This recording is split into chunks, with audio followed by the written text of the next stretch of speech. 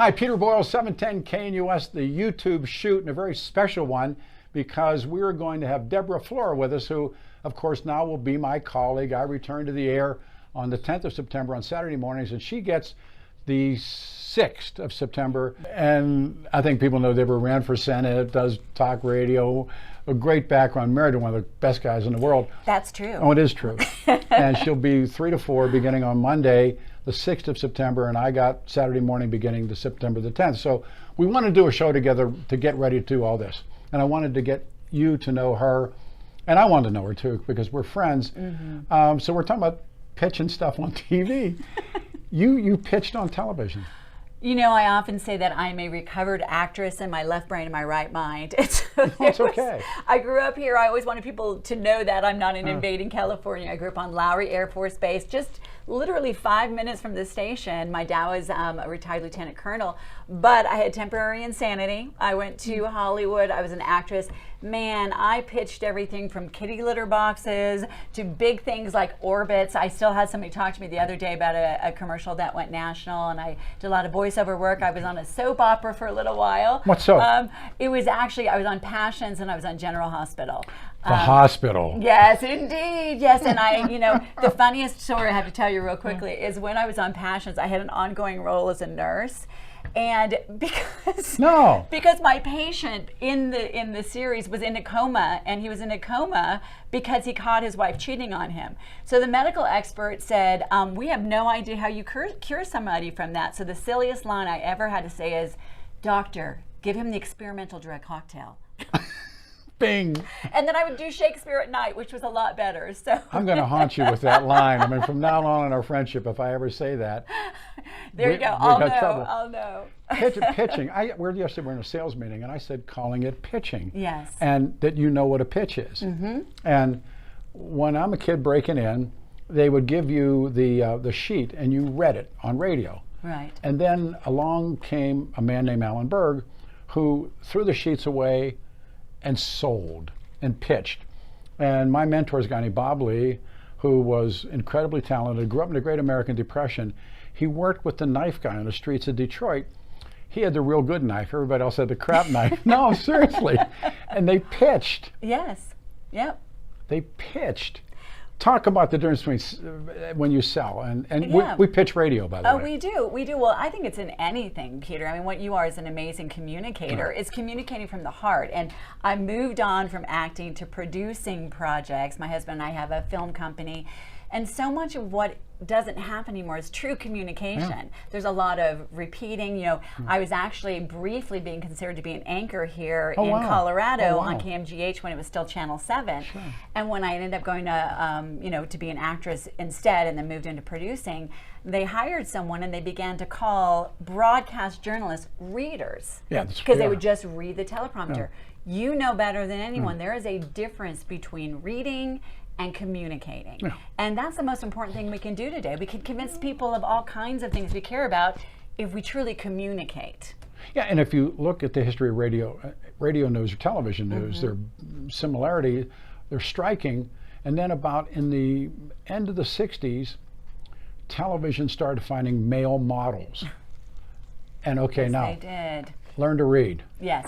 Yeah. And the old Cronkite, Severide guys, yes, they're gone. Yeah, and I'm dating myself here, but when I was working and I was starting to do some behind the scenes and some on camera stuff for KMGH, it was Ed Sardella. It was the last of the broadcast journalists who really understood what they were talking about. And here's an example of how far it went. I hate to say this, and I will not mention the woman's name, but they hired her. She wasn't ready for it. She was a reader. Yeah. But because she didn't really understand, she literally, on her first broadcast, was reading, and she said, "Today, the douche mark has fallen." I actually know who that was. But I felt bad because she wasn't ready. So the difference is and she was a very beautiful woman and a nice woman. Beautiful, but it was the end of broadcast journalism and the beginning of entertainment or reading versus pitching or communicating. And now, of course, it's 24 hours a day, 7 days a week. The drumbeat never stops. So they're always interchangeable people. And now we've become tribal, and now we've become everything that we shouldn't be. Yeah, agreed.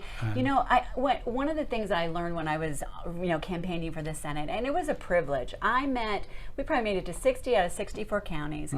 The people in Colorado are amazing, and the vast majority of them agree on 80%. They really do. What do most people want? They want to raise their families, provide for them, know they're free to make their own choices, and they've got a say in their kids' lives. That's pretty much it, and they're safe.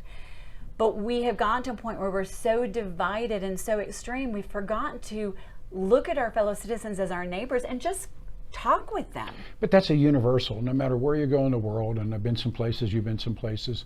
When you talk to men and women, what do you want? I want something for my children. Yes. I want this, I want that. They don't, there are all these places, and you and I talked about before we started this. Yes. There are these fringe people who are really literally destroying the political system in this country, or what has existed as this country. Yeah, and I understand people are emotional. We're in a time where there's plenty of stuff that we can get worked at.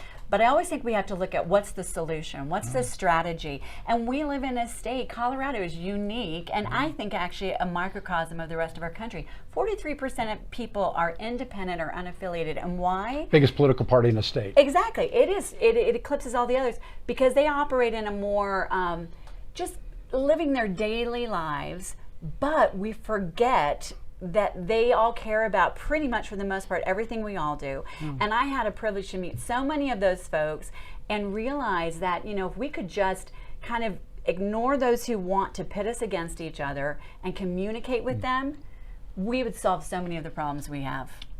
Smart people in politics always knew you win in the middle. Yeah. And yeah, I'm so sorry. And the middle doesn't mean unprincipled, by the way. Honestly, the more I become a student of the Constitution, the more I realize, wait a second, it's really to pull government back so everyone can live their lives as they see fit. It's winning in the middle. So if you run a lunatic, the middle doesn't want the lunatic, and you lose. We were talking about, there's a theory in history called the Samson theory, where Samson pulls the temple down on himself. That's what we're watching happen. And the state of Colorado is this pending election, this midterm election for this country is going to mean a lot. Yes. And I think the Republicans are going to get shocked when they find out that what they've done has been so destructive. Now you're jumping into talk radio full time. Now this is a big step. It is. It is. My first initial question when they said, Deborah's going to do the shoot with you, she's going to do a 1 hour a day, I'm thinking, what's wrong with you? Well, whatever was wrong with you, Peter, is wrong with me too. With me. Totally wrong. I'm coming back. I was out. I was clean. I was Michael Corleone. Keep pulling me back. Yeah. I've actually done radio on and off for 10 years, all at Salem. So I had a show here, actually about 14 years ago, and then I had another show to women. And I just think that talk radio is one of the best things happening in our country because it's where people can come and reason together, can have conversations. And when the Senate race stopped, it's immediately where I wanted to come back home because I really truly believe if we can come and reason together, we can make so many differences. In a tribal world that we now live in, this country has now become tribal, and talk radio is, in my mind, one of the greatest offenders of and creating the tribal aspect of the country today. And as CNN has learned, it's not going to work. MSNBC, even networks. We're watching the dwindling of mainstream media. The newspapers of our childhood, or my childhood, are gone. Nobody cares about the news on the radio anymore. We've talked about that. I already know it. Here's everything I need to know. Yeah, I already got an alert 2 seconds before you said it, or what, even if it just broke. Yeah, this just in. No, this was in. So what do we do? What does the business do between now, the midterms, and then after the midterms? I think that what we have to do is connect with people where they live. Very few people are thinking in abstract public policy. They're thinking, holy cow, I just found out this is going on in my kid's classroom, or somebody's shooting up fentanyl in my, in my driveway as I try to go to work. Or they think about, I know things aren't going in the right direction, but what are solutions? The other thing I find, that is a challenge is everybody wants to talk about the problems all the time. And what does that do? It just brings everybody down and immobilizes them versus realizing, we've got a lot of work to do in this republic, but we still have a lot of power and ability to make differences. So I think we just have to meet people where they are, talk about what we have in common, and then talk about how there are some solutions that are working and some that aren't. And I think that's what I found is where many people live. And then getting back to remembering, at the end of it, we're not this identity politics division. At the end of it, we're all human beings who pretty much want the same thing. And boy, if there's ever an opportunity for more conservative ideas, it's right now. Because I always say, you take extreme progressive policies, give them time, they become regressive. That's what we're seeing. We're seeing it not working anymore. If we're not there saying, look, there's some other solutions and let's come and talk together, not treating one another as the enemy, then I think there's so much we can do. And it's not just, like you said, there's other places to get news. This is where we come and reason together. We have conversations. We listen, which is a lost art. And again, that's the notion of the backyard fence, or years ago, I called it the electric bar room. I don't know if I want it, if it's that anymore, but it used to be, the electric backyard fence. Yes. The electric bar room, where a guy came in after work, had a beer, and talked to the other guy, and they talked sports, or they talked politics, or my old lady makes me mad, that kind of a thing. Yeah.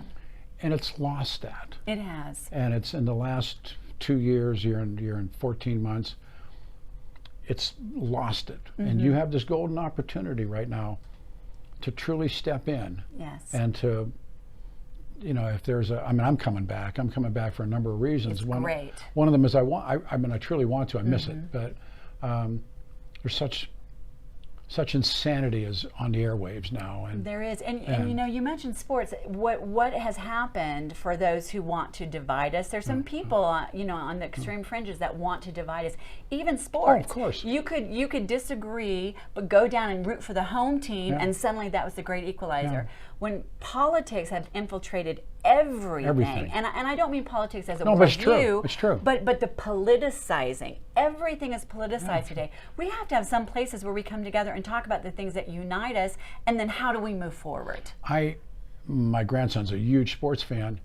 When the kneeling started in the NFL, NASCAR woke, and I just kind of walked away from that. I don't know if it's the same true in education. It's the same true in. There's a crazy story about some gay pride thing, and a guy like fake boobs, and they're going Wardrobe crazy. malfunction. I'm going, no, come on. Yes, did you ever walk into Sears? Remember there's all these dummies when you were a kid? And they have clothes on. Hey, look at that. So I'm just like, what's news anymore, and what's real, and who's running for office? One of the things I did want to ask you, and I knew we were going to talk, you decided on a Senate run. And that assembly was a cluster. And there's another word that goes with it. And I'm watching that insanity. And I'm thinking to myself, is this really going to be the Republican Party of Colorado? And then, of course, the primary comes along, and it's none of those things. Yeah. So what's the lesson from that? That's a great question, because I've waited to talk about it. I always want to be constructive, not destructive. I always want to be forward-looking and see where we need to make changes. But I do think we have to look at a situation where out of the state assembly, not one person, where there's more than one person in the race who got the majority, is now the nominee. And a lot of people want to stop the open primary. But the one thing that it has to remind all of us is we're in a state with 43% unaffiliated voters. We have to look at the world as it is, not as we wish it was. We're not a far deep red state. We're also not a far blue state. We're actually somewhere in the middle, which is purple. A huge opportunity. So I think going forward, we all have to keep that in mind and be strategic. We talked about emotion. I understand the emotion people have. Hey, I was a mom who got my dander up and helped flip the school board in Douglas County because I was emotional about what happened. The question is, do we act out of that emotion, or do we use it to motivate us and then look at more strategically, what is the solution? If we're just acting out of emotion, then that's really the definition of a mob mentality. And that's why we are a republic. We are. We are not. We're representational. And here's the thing I had to look at, Pete. If I am a conservative, I'm a Christian, I'm all of those things, and I've been very involved in grassroots. But when I decided to run for the U.S. Senate, I thought, can I truly represent everybody in this state whether they're going to always agree with policy or not, because I believe the goal of our Constitution is to allow everybody to pursue their own unique idea of happiness. I draw the line at what you do with kids, because they should be protected from politicization, sexualization, indoctrination, all of that. But you have to answer that. And then if you're working on either party from in this state, do you recognize that the vast majority of people just want to live their lives? When you do talk radio, think about those families. Yeah.